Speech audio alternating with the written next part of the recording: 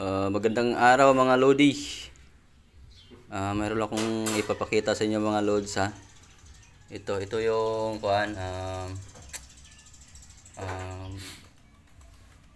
breaker ng kuan ng ETS. Supposed to be mayroon siyang ETS controller. Ito. Ganyan ang ETS controller. Para siya yung nagko-command kung kailan siya transfer. Halimbawa, dalawa yung source niyo. Sa Sibico or sa solar or kaya sa generator. Yan. Pero yung ginamit ko ay gumamit ako ng relay na 8 pins. Tapos meron akong timer. So halimbawa ito yung kuan. Ito yung sa Sibico, sa Co-op, tapos ito yung sa other source. Pwedeng sa solar, pwede din sa generator. So siyempre, yung priority natin ay ang ginawa kong priority is Sibico. Pero kung solar yung ginagamit ninyo, pwede rin yung gamiting priority ang solar. Yan. So ang kuan ito, itong posisyon na ito ay nasa Sibico ito. Tapos ito pwedeng sa genset, pwedeng sa solar. Ulitin ko, ang ginamit kong priority is ang Sibico. So yan. Yang posisyon na yan is naka Sibico. So saksak natin. Halimbawa lang mga loads. Yan, Sibico siya. Yan, Sibico. So, halimbawa, nag-burn out. So, hugutin natin. Nag-burn out siya. Hugutin natin ha. Nag-burn out. Tapos, pag umandar na yung genset, o kaya yung solar, ito na yon, yung isa. Hindi siya agad kakagat kasi may timer po. Yan o. Tingnan natin.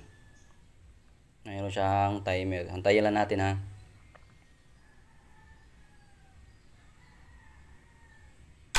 Yun, nag-transfer na siya. Kita niyo ba? Yan o, nag-transfer siya. So, yan. So, dahil nag-transfer siya, dahil burnout, so halimbawa lang bumalik yung commercial o yung Co-op, yung Sibico. So dahil priority yung Sibico, kahit mayroon pa yung source na kahit may EC pa yung pangalawang source o solar ba ron o generator, kahit mayroon pang EC, dahil priority yung Sibico ay magta-transfer pa rin yung breaker ng kuan ng ETS. Yan.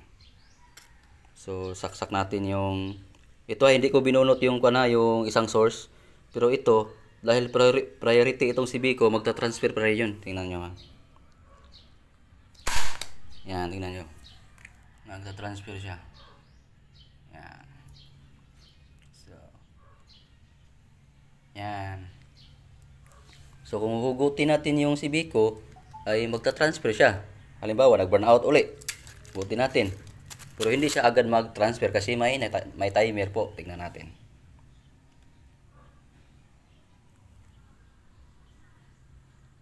Antayin na natin ha. Yun. So, yan. Balik natin commercial. Balik natin yung Sibico. Yan. So, ganoon. Halimbawa, nasira yung controller, yung ETS controller, yung ETS controller kasi siya yung nagko-command kung kailan siya magta-transfer. Kasi siya yung halimbawa siya yung nagpapakain ng EC doon sa BTS breaker ng ETS controller. Kung masira itong ETS controller, pwedeng hindi siya mag-transfer. Yan. Yung ETS breaker, pwede hindi siya mag-transfer. Yan. So, yun lang ang share ko. Maraming salamat. Salamat sa iyong panonood ha. Bye-bye.